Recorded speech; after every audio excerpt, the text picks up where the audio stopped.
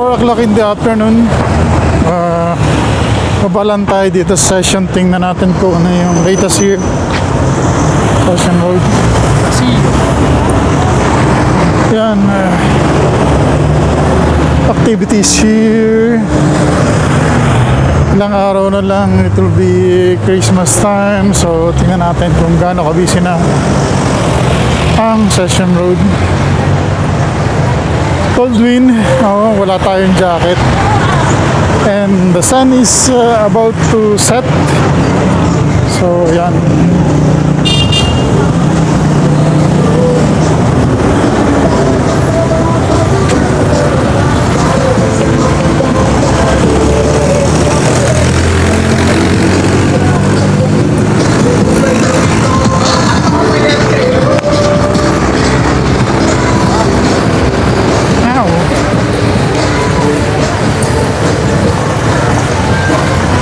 Thank you, sir. Medyo tumakbo tayo dun sa pagtawid. And bakit ganun?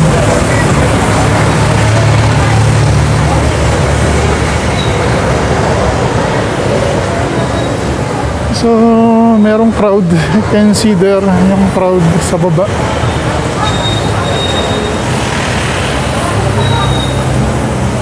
Masyadong maliwanag yung ano natin.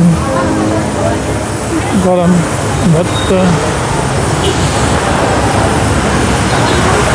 nagre-reflect yung ano yung liwanag. Anyway, yan, medyo there's a bit of crowd walking down and up here in Session Road. So, mas marami pa to yata dun sa crowd na nung si Vice President Lenny pumunta rito the other day, and sabi nga ng isang news channel, dinumog daw. We will see. Stay tuned for that. Medyo matagal ang uploading kasi bibilahin ko talaga yung tao kung ilan. Ito mga news network na to, sila yung nagsasabi ng hindi yata magandang data na balita. Yan. Jacket, nakalimutan ko yung jacket ko, malamig pala.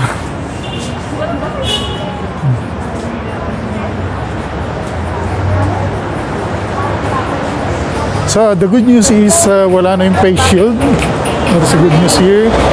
Tapos yung plastic barrier po sa mga jeepneys, unti-unti na nilang tinatanggal. And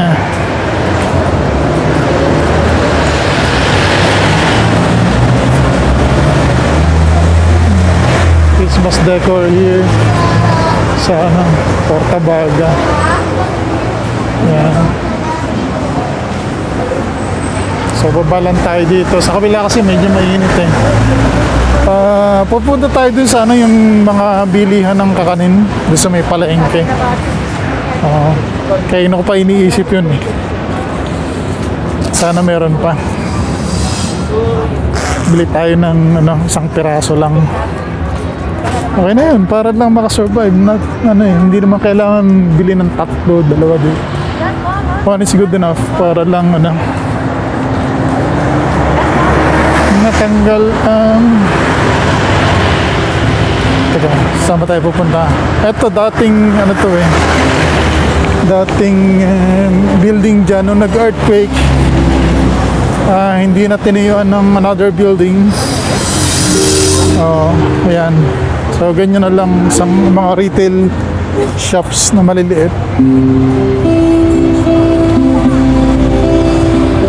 So ayan, we're crossing ba tayo pababa ang Session Road to the public market pababa siya, kaya medyo madali. Ang mahirap yung yung paakyat. Ayan.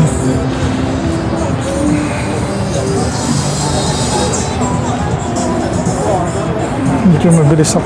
Tatagtag yung camera. Mabilis yung pagbaba ko kasi ginawa ko malamig eh.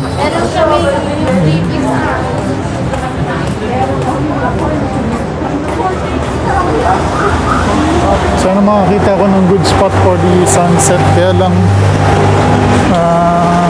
magdidirekta kasi sa camera ko. Ito lang nga yung liwanag na ganyan. Medyo tayo. So, hopefully makakita tayo.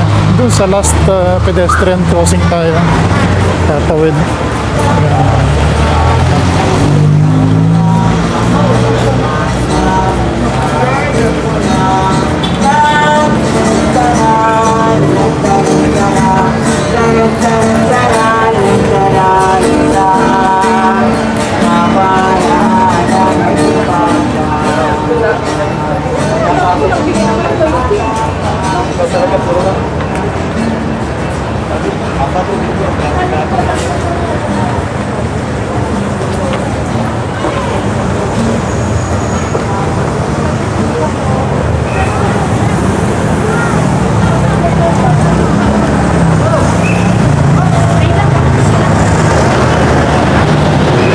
Ayan. This is the famous Mabini. Mabini Street yan. Intersection ng Session Road. Yan, may araw pa naman siya. And pero may hangin ha. Malamig. Mas nakakaano na ngayon kasi may nakikita na tayong bata. Kasama yung nanay. Dati wala eh. Even yung mga 12 years old, ayan, karoon ng restrictions kasi. But for now, ayan, nakita nyo may mga bata na nakalabas. And sa mga previous vlog natin dun sa Burnham Park, nag-enjoy na yung family. Tawid tayo dito sa na pedestrian crossing. Then we will go up over dun sa footbridge. Diretso sa palengke, doon sa may lutong bahay, matadaanan natin yon. Tapos doon sa tindahan ng kakanin. Ayan. So kung kayo guys are new here in Baguio, tapos gusto niyo ng kakanin, yung pupuntahan po natin is one of the best na pwede kayong bumili ng kakanin. Ayan, ganyan yung inclination ng ng Session Road. Incline siya. But if you are walking, ayan, hindi na siya gaanong halata.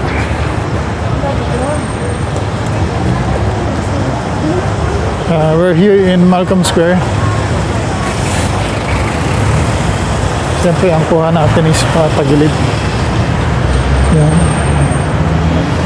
Malcolm Square ay yung trees na pinuto, and we have this decor in here. Yeah. So a lot of people moving around here. I can simply notice that most of them are in jacket, except me. And that's the simple decor here. The middle, it's like a campfire. Nag-jogging tayo. People's parking.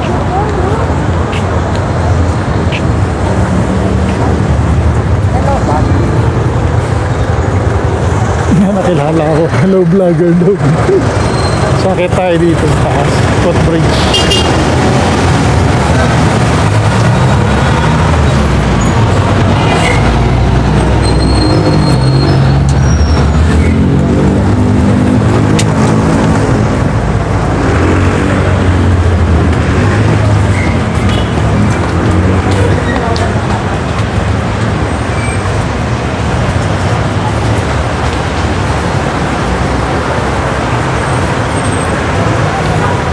And this is the public Baguio City Public Market.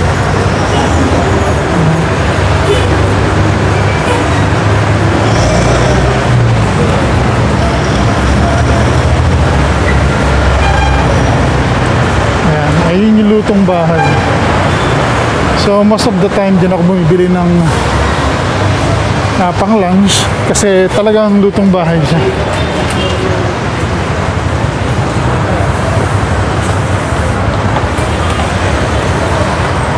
Daanan natin yung mga tinitinda nila dyan, mga empanada, banana Q, yan. And all sorts of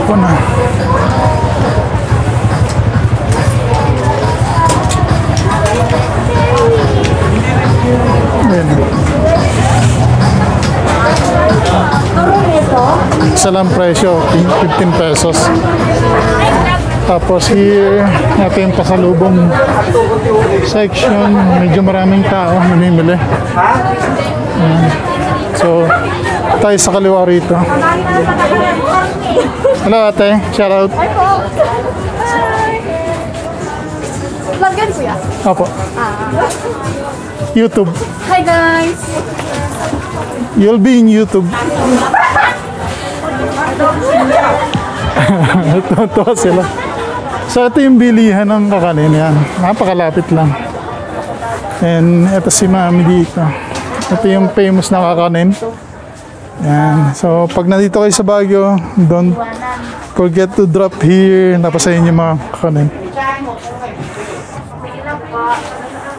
Yan. And meron dito yung mga mga suman. Yan. Empanada also is there.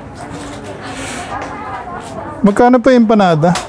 15 pesos. Tapos yung isang hiwa po ng mga kakanin. 10. Yan, 10 pesos lang yung hiwa ng kakanin. Tapos, 21 bucks. oh, yan, si Manong.